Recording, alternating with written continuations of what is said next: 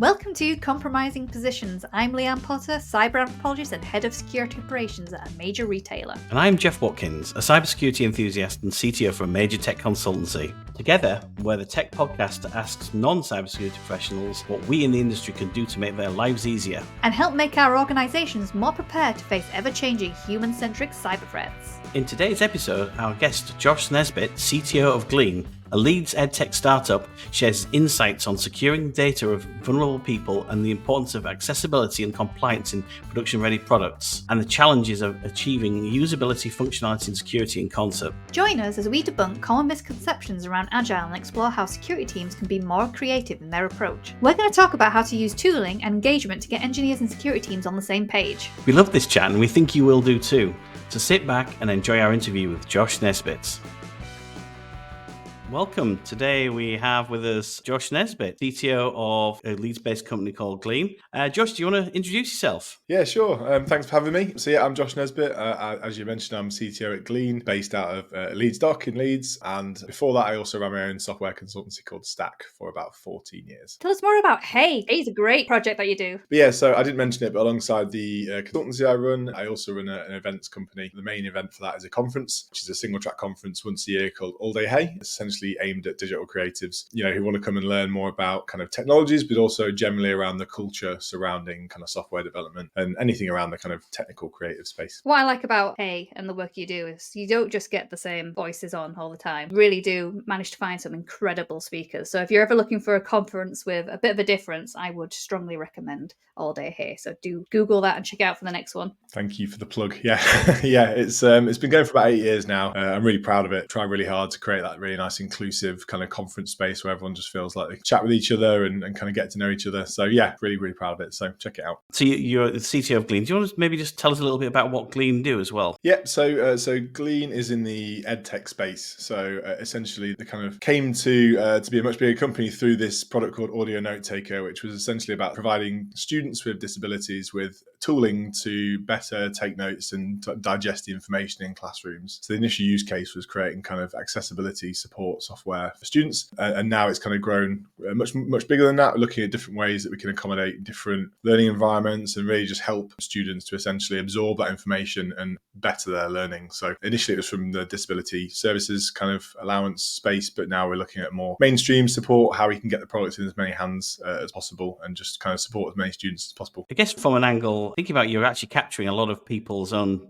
personal information. I mean, although I imagine lecture notes aren't the highest sensitivity data, what kind of approach do Glean take to securing some of that? Yeah, so it is PII, really, if you think about it, in a variety of different ways. Even though the course material is available, there's quite a big responsibility to ensuring these applications are secure. One of the main reasons that we're dealing with a more vulnerable group of people, really, is one thing to recognise. And we need to really respect at all times the security, but especially when you're dealing with vulnerable groups. So yeah, a lot of the technology is kind of always local first. So a lot of the stuff is on device. So the recordings, a lot of the data is stored in local storage, and then there's kind of synchronization components which make sure that gets uploaded to the back end. So we only really publish the information that we need. So some of that might be audio recordings, some of it might be kind of contextual data about when the recording happened and whatever. But yeah, there's a lot of effort to secure the applications. We have an amazing team called Engineering Experience that really help secure the kind of DevOps side of things, ensure that we're following as many best practices as possible, ensuring that we're educating the engineers to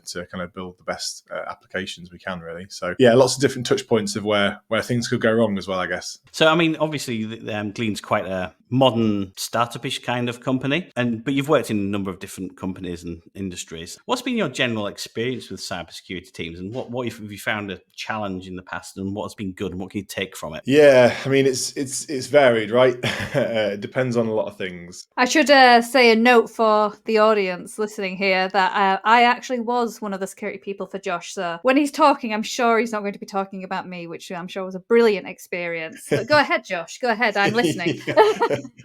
Obviously, Nothing to do with our relationship at work, Leanne, at all. It's really about the kind of cultural side of these companies, right? So me and Leanne worked at a very large kind of red brick insurance company that had been around for a long time. I guess a lot of the security attitudes there maybe were brought along from a very long time ago, whereas I think you don't have with newer companies situations where maybe you'd have that sort of history to inform your security strategy. So I guess it would allow you a lot more maneuverability when it comes to defining a strategy and implementing it. It's always easier in some ways to start from scratch than try and augment a big beast of a machine. I mean, certainly that's my experience. It might not be true for everyone, but I've definitely learned a lot from coming into companies that have been in existence for a very long time and trying to change some of those attitudes towards security versus maybe a startup or a newer company where you can look at best practices and kind of start with a much better foundation. But your mileage may vary. That's my experience. I was just thinking, you were talking about how you're at Glean, how the engineering function is set up, and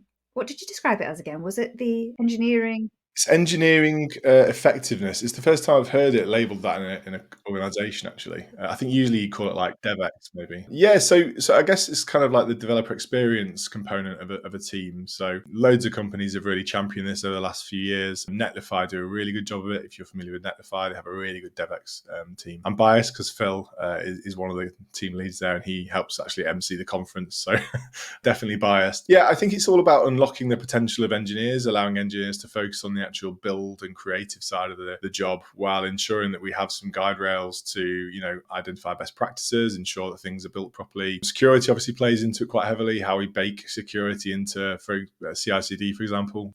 So yeah, it's really just a team that supports the efficiency, I guess, of the engineers on the ground. It just sounds to me like there's loads of opportunities for security to get involved there and kind of be at the forefront. By having your engineers set up in that way, you're only really asking that the main driver there is let's make this easier for everyone. And that, I guess, would include things like the security, but other areas of the business as well, that might compliance and stuff that might get kind of left traditionally towards the end of the process, and then that's when you get your costly delays and your tech debt and things like that. Yeah, you definitely see. So yeah, legal's definitely involved. As you said, compliance, looking at different certifications we might need for certain engagements, things like that. So it's good to bring all that stuff really closer to the development process. Some of my experiences of security teams is that you don't really engage with them until later on in the process, and obviously that's where you get that sort of ivory tower teams that block progress, it feels, but that's not really the case. It's just that they're informed too late, really. They were brought into the process too late. Whereas obviously if you bring that collaboration closer to when the actual build happens, better things occur. That is an interesting point, I think. There is that whole over-the-wall mentality. I remember this used to be the same with QA. QA used to be kind of, well, we've built the software, here it is, and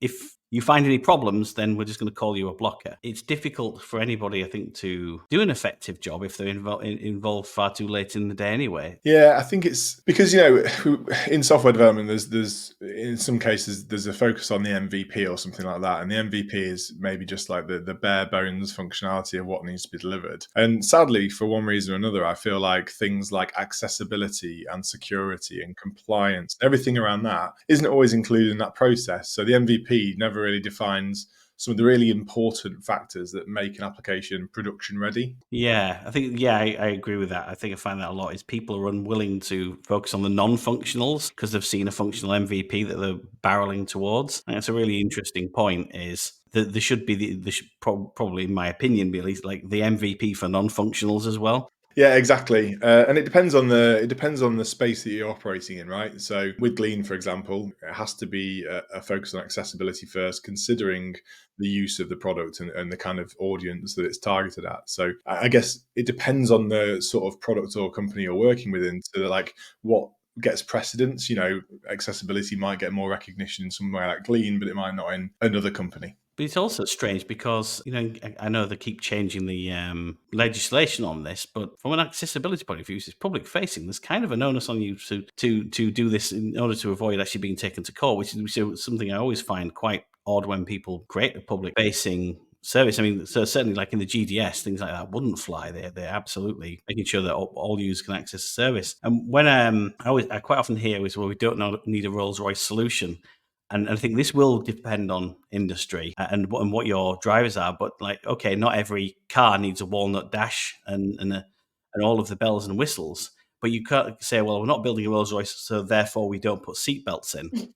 That wouldn't fly. Yeah. Yeah, yeah, exactly, and we've come a long way with accessibility. For example, I think it's more than just slapping a few ARIA attributes on an element in the DOM and things like that. But also it's about how you think about accessible language. It's how you think about accessibility in a very human way. Which kind of back to the conference we mentioned earlier. It makes you think about how you create inclusive spaces, how you create inclusive language, all those sorts of things play into it too. So yeah, just like that with security as well. There's a very human aspect to security. Humans are usually the ones that are easily exploited in that scenario, right? So Well, that was an interesting one. I was going to ask about your experience with accessibility and security, because we had somebody the other day talking about, well, it's all like the kind of curse of knowledge. It's all very well like putting security measures in place, but if they aren't accessible or understandable to your users, you've got a real problem.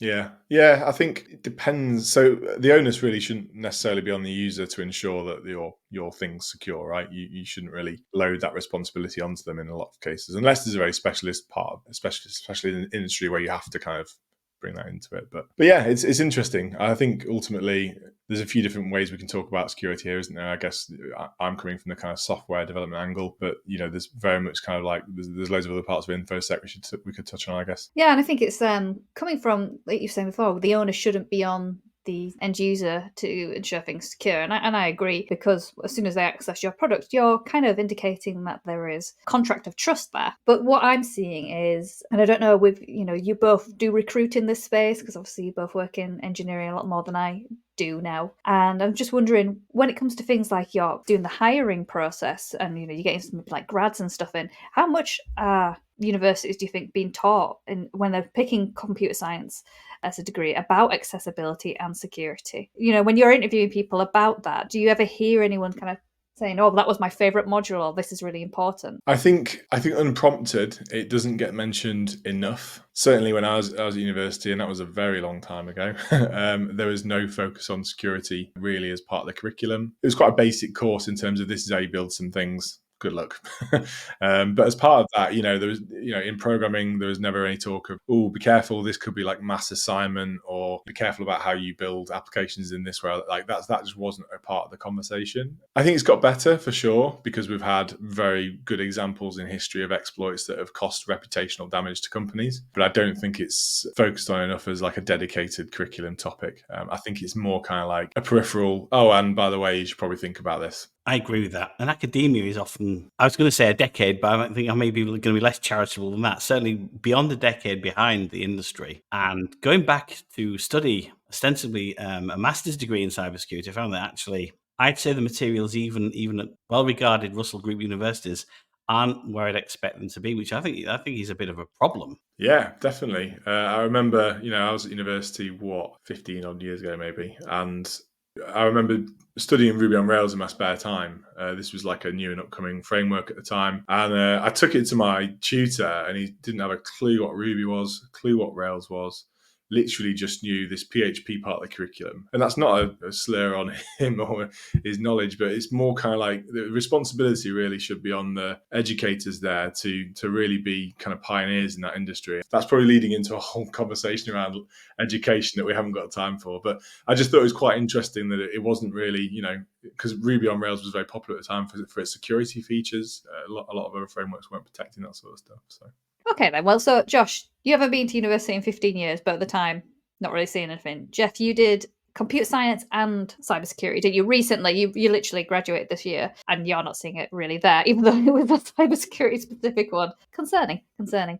So I guess the question is then, so me working closely with the engineer, I have a DevSecOps function in my team. What can I do as a security person to get these engineers to where they need to be? So I think it's kind of back to what I was mentioning earlier, which is around that collaboration process. So you need to bring it much closer to the build experience, really, for me. So, a lot of the ways that you can do this in a low friction manner is bringing it into your pipelines. You've got things, like GitHub Actions Marketplace is absolutely amazing now. There's so many things that with a touch of a button, you can just literally embed better security scanning in your code base almost immediately. I think when you bring that that closer to the build, into pull requests, into the flow of an engineer, there's a bit more respect and acknowledgement for the time it takes to kind of build things properly. And also, it's a bot or a tool telling them to improve something. It's not a human being, which doesn't always end that well either. So, it's just like any good linting tools or something. I think bake it into your development process, bake it into, if you're completing like a dev ticket where there's a chunk of work that needs to be delivered, bake in the criteria for completion it has to be passing on these security kind of flags or things like that. I think it's important to bake it into the process. Yeah, I found that was one of the unexpected benefits of CI/CD was people don't like it when you call their baby ugly and you review their code, but when there's an automated and completely impartial system in place that goes, sorry, your build failed, people take it better. Which is strange because usually people think of that whole thing of trope of computer saying no and everybody gets really angry, but actually I find people take it much better than they do off a person. Yeah, especially when you've got kind of pre-agreed rules, right? So the common one is like linting, which is it's essentially like a tool which will scan your code and talk about stylistic differences or common errors that occur in programming. If you agree on that style guide as a team up front, then it really takes a lot of the friction out of making those improvements. And I see security in a similar way, really. If you agree as the baseline acceptance criteria for what is a secure application, then it just makes that really easy as part of, right, okay, this feature's done, but we haven't done this or that, and it's just a really nice tidy checklist to make sure that you're doing the best you can. I guess going on to that, I'm really interested in security tooling and automation because one of those things is security teams and security individuals, even security champions in projects, quite often underfunded. So using the power of technology. So like where at X Design, we're a Sneak partner as well as Quokka, who are a mobile application app. I should say if any sponsoring opportunities from either of those companies is very much welcome. Have you come across any, because you sort of work in this space, have you come across any really interesting automated tooling that can help along? You just mentioned GitHub Actions there. Yeah, I mean, Actions, I quite like linting tools as a kind of starting point for static analysis of code bases. I think obviously they don't always catch all of the security issues, but they do catch a lot of common ones. It depends on your framework. It depends on your language that you're using. There's loads of good ones in the Node and Ruby space. There's one called Rubocop in Ruby, which I love, which is really good, mainly for the name. The name's just great. Yeah. I just love the name. Yeah, they had me at Rubocop. So, but it's a really good tool. You identify all the config in YAML. Like npm has loads of tools for this stuff too. Like you can chuck stuff into your package manager. But the reason I like it is that you've got your kind of rules or your acceptance criteria as code. The config literally defines the base kind of set of security config for your app, I guess. So I really like linting tools. I think it really stops a lot of pointless conversations between engineers and security teams. But yeah, as you mentioned, sadly, a lot of security teams are really underfunded and they get trimmed down quite quickly if you're looking to prioritize teams that deliver. Sadly, security teams are one of the first to suffer, along with maybe accessibility teams if you've got one of them in the organization, and that's a real shame. So I think that sort of tooling is also a really valuable mechanism to communicate the value of those teams and to really justify the existence of specialists in that space, because you can really highlight as we've said earlier, the reputational risk, the operational risk within the company if you don't have those sorts of people around. What do you think of security champions? I have an opinion, which I'll share with you afterwards. But have you got any experience with security champions, or if you haven't, or what are your opinions on that? So the problem with champions in general, and we'll use security champions in this context, is that I see it kind of like a town crier just running around a town screaming things, hoping that people will listen. And actually, it's not really something that gets embedded into the teams themselves. So I think the challenge there is that you've usually got one or two people who are like, everyone, we need to build this really, really well. And this is what we need to do. And they go, yeah, cool, nice one. And then they kind of go about their day probably, because it seems like additional effort at that time, right? It seems like additional things to do, more work, essentially. And that's kind of what I mean about the collaboration between those specialists. They need to be embedded in the teams or working with the teams a lot more closely than just being a champion that usually sits outside. If you've got bloody tribes and squads, maybe it's a chapter champion or whatever, but they're always like peripheral members, aren't they? Or it feels that way. I'm interested in your perspective. Well, I think we in the security industry, we've been placing so much stock in security champions. When it comes to the dev space, I think we're treating it a bit like a silver bullet. If we only just got some security champions in that space, everything will be fine. And I honestly just don't think they work. That's not to say that I don't encourage people who are interested, devs or anyone else who's not in this security space, who are interested in security, to come reach out to us and say, I want to learn more. Love that. That's great. And we'll give that training. But I think the challenge, though, is that you are making them responsible and accountable for all the security. And it's like, that's also a lot to put on one person. But then it's also, you're probably not empowering that person to succeed because they haven't got the authority, maybe, to make these things happen. I don't know. That's precisely what I was going to say. But we pick the wrong people for us, and we're going to do a security champions program. We pick the wrong people. I don't think we should be picking devs. I think we should be picking product owners, because they're the ones that are picking what's going on the backlog, really, to start with. You know what I mean? Like the initial stages, understanding what's going on there, getting them interested in security first. And actually, when we're picking our tickets, let's think about it that way. So that's my kind of soapbox moment there, is that I don't think the way we do security champion programs work at the moment. I think it's really interesting to have them. I think the embedded element of them, I think, is utterly critical. So our security champions are actually, each project team does have a security champion that's being trained, but they're directly in the actual project team. I feel like somebody who's a champion from the sidelines is like somebody who's sitting down with a can of beer watching a football match and say, oh, I wouldn't have passed the ball like that, which is not really much use. It just frustrates both parties, I imagine. Yeah, well, how soul destroying would it be just constantly saying like your trained opinion on exactly what you need to do in a certain scenario, and it just getting downplayed or deprioritized, and often you see these welcome to my life. I was going to say tech soapbox. It's you're living up to your name on Twitter or X or whatever the hell it's called now. The big question is then, what do you want the cybersecurity team to do to make your life easier? You're a CTO now. You've got a lot of things to juggle. Security is one of them in a sense. What do they need to do to make your life easier? I guess it starts by understanding where the gaps are, right? So understanding what a good security strategy looks like, understanding kind of responsibility of security within that organization, and then looking at where the gaps are and looking at how we can kind of proactively solve them together. I think collaboration is a strong theme in a lot of things that I do. So I think for me, it's definitely about the collaboration and the willingness to put your neck on the line a little bit and get involved in the teams and really represent that security perspective. Because, I used to work at Sky many moons ago, and we had some really great accessibility experts who were kind of working with the teams to help people understand, exactly what we needed to do to make the Sky products more accessible. And I feel like the way, again, back to those embedded people in teams was just really powerful. So I think it's also about breaking the perceptions, isn't it? Everyone thinks that security specialists live in this ivory tower and just block things from getting done. Not really true. It's just that they're trying to ensure the quality and security of what we're shipping is as good as it can be, and we need to listen. I think so. In agile terms, if you're almost turning chickens into pigs, for those who've heard the old parable of the chicken and the pig starting a ham and egg restaurant, and the chicken says, "I want equal footing with you," and the pig goes, "Well, not really, because you're only involved. I'm fully committed." But I think sometimes with security, it's kind of pig, chicken, and the farmer waving the pitchfork from the distance. But I think turning more people, by getting people embedded into an agile delivery from a security point of view, like turns them hopefully into pigs rather than chickens.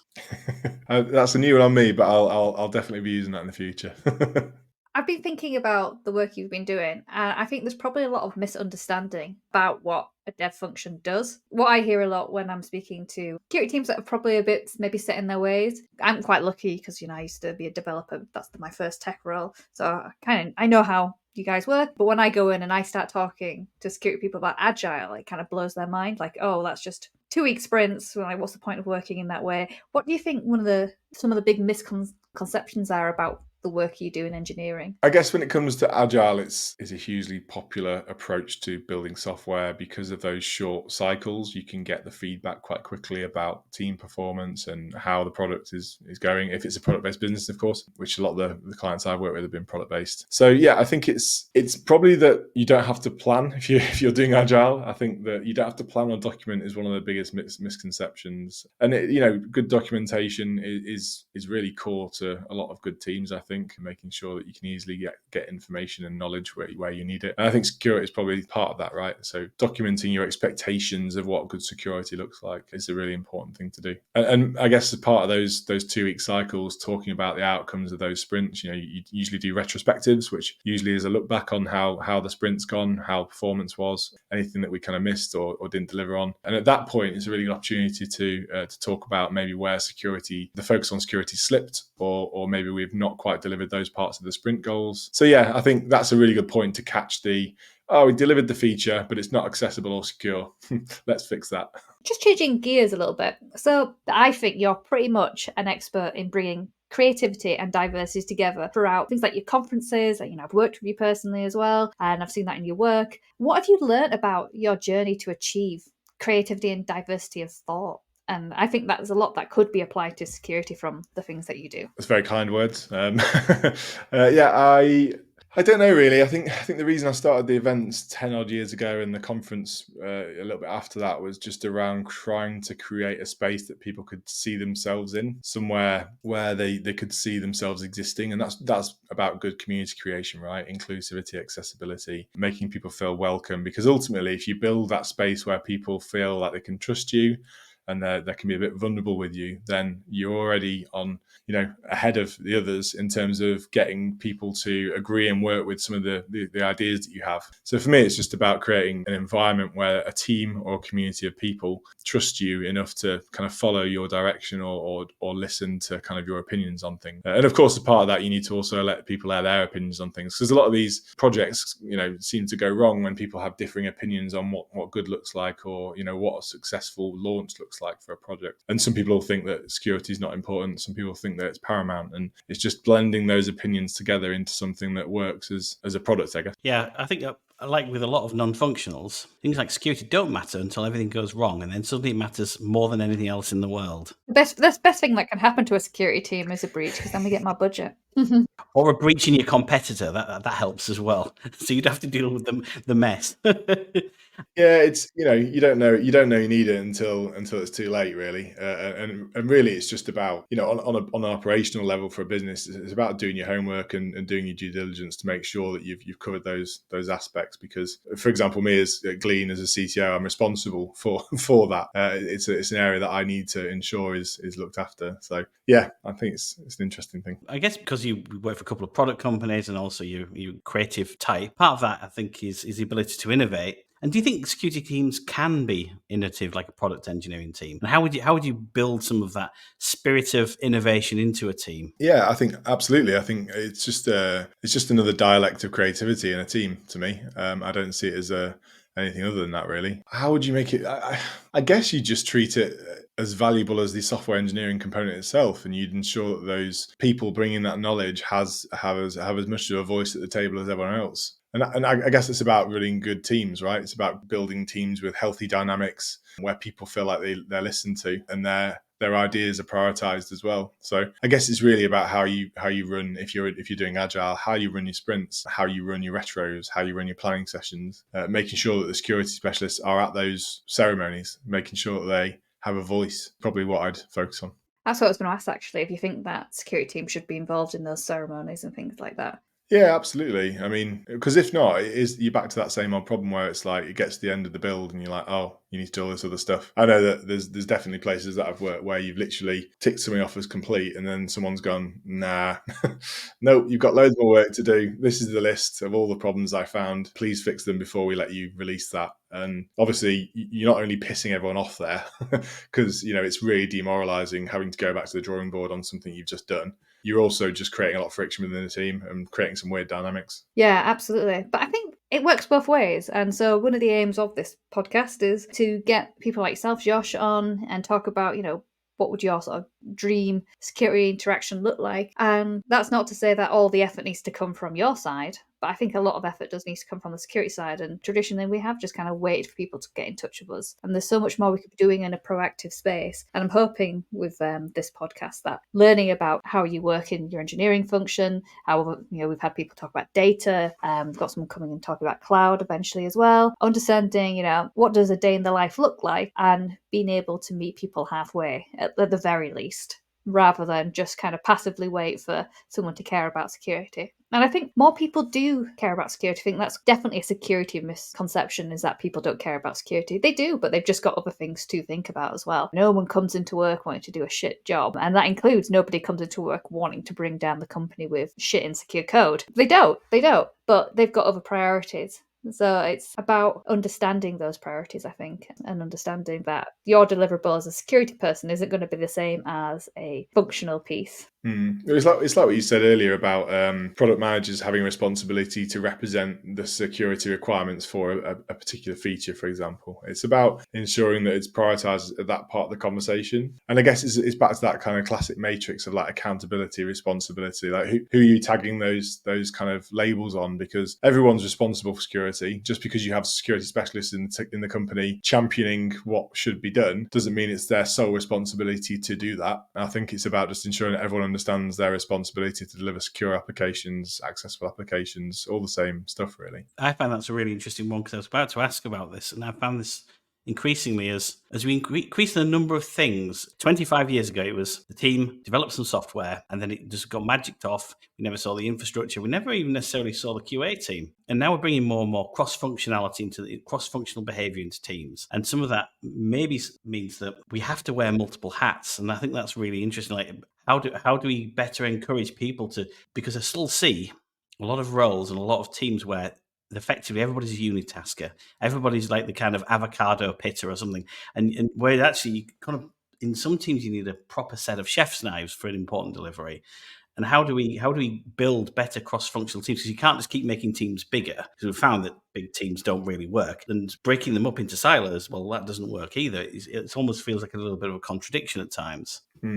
Yeah, I mean, you know, when you're talking about some of those old approaches to QA, like I remember the days where you just get like a PDF back with all the failed, this is everything that hasn't worked for you. Better fix that. There wasn't even like a dialogue between the teams. Like the teams weren't even talking to each other. It was like literally a PDF was passed between them, which is absolutely bonkers when you think about it. At least they could have done is change that into a Jira ticket. At least you could have done. Yeah, literally. At least use the issue tracker. Come on. Yeah, I think it's just about, I guess it's that classic organizational design problem, isn't it, really? It's how do you get your org design right so the right things are prioritized? Because really a lot of it starts with org design, doesn't it? Like how the teams interact with each other. If the squads are like full stack squads where everyone's in the squads, or whether they sit outside the squads, chapters, all the different ways that you can organize teams. I think the org design is quite a big part of that, and it's something you should spend a lot of time on. I guess one of the other things is being in the heat of delivering software, and we all know that unfortunately, I'm sure there's a vast gulf between the amount of time and resources we'd like to deliver something and what we actually get. And there's a kind of there's the old-fashioned iron triangle of the cost, the time, and the scope. Some people put quality in there. I refuse to do that. But with security, there's another triangle, and I'm not talking about the CIA triad, about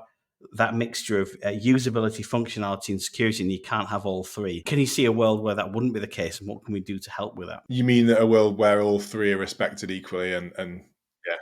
Yeah, so just for our listeners, the theory behind the use of the sort of that triangle is that the closer you move towards usability and functionality on this triangle, as you move across the lines of it, you've moved further away from security. And therefore, you have to make a kind of trade-off between, if you want to be really usability focused, you might have to give up a little bit of functionality, you might have to give up a bit of security. But if you want to be really security focused, there's a trade-off. You downplay the usability and functionality piece. That's just a little aside for our listeners that might not have come across that. I think it's about the kind of strong leadership, to be honest, to really create the space in delivery to prioritize those things. The problem is, once you've had delivery at a faster speed without those things, it's really hard to walk back and to get those things reintroduced. It takes strong leadership to prioritize those things and go, look, we're going to slow down a little bit, but the reason for that is because of all these other things. Maybe your argument is, our competitors just had a breach and we need to ensure that we're doing our due diligence or making sure that we're baking these things in from the start. So I think if you're in an organization where slowing down would cause serious friction, you need strong leadership in place to go, but we have to do it. It's not a conversation, It's something we have to do as part of the cost of running business. No, I like that a lot. Well, that's all the questions we had for you, Josh. Do you have anything you want to add? No, I've really enjoyed this conversation. To be honest, it's made me realise when I was looking through some of the topics ahead of this is that I probably don't talk about security enough myself. So it's certainly something I'm going to be taking back to the teams and maybe talking more with the teams about, because I think a lot of it's based on assumptions, isn't it? You base a lot of your viewpoint on assumptions that everyone else understands the world the same way you do, and that's not necessarily the way. So yeah, it's been really enjoyable to talk through it. Brilliant. And if people want to reach out to you and find you, where can that be? Yes, I would have said Twitter, but I'm hating that place more and more every day. But I'm at Josh Nesbitt on Twitter. Podcast we do for the Hey Presents brand is called Offscript. So if you go to heypresents.com, you'll see more information about All Day Hey, which is the single track conference we do once a year in May, and also the podcast that I run with my pal James called Offscript. So check that out too. Cool. Thank you very much. Cheers. Thanks for having me. Wow, some fascinating insights from Josh there. What did you think? I absolutely thought so too. I mean, one of the key takeaways from the discussion I felt was really the importance of collaboration, culture, and leadership, all kind of combined to help us achieve those three elusive things: functionality, usability, and security, all at the same time. Yeah, because it can be done, but it can only happen if you've got good leadership to really prioritise quality delivery at all costs, which can be really a hard sell in the modern environment. Well, like I've said in the past, it's really hard for a function like security, which is traditionally a non-revenue generating function, to be seen as adding value in that traditional dev sense. Agreed, it's kind of up to leaders and CTOs like myself to really commit to security as a priority and make it part of our definition of done. It's hard, but not impossible, and I think Josh has really given us some really good advice on how we can start building our relationships with the engineering team. So thank you, Josh, and thank you to our listeners. Yeah. Links to everything Josh discussed in this episode can be found in the show notes. If you like the show, please do leave us a review and share on LinkedIn or in your teams. It really helps us spread the word and get high quality guests like Josh on future episodes. Oh, and don't forget to subscribe. We hope that you enjoyed this episode. See you next time, keep secure, and don't forget to ask yourselves, am I the compromising position here?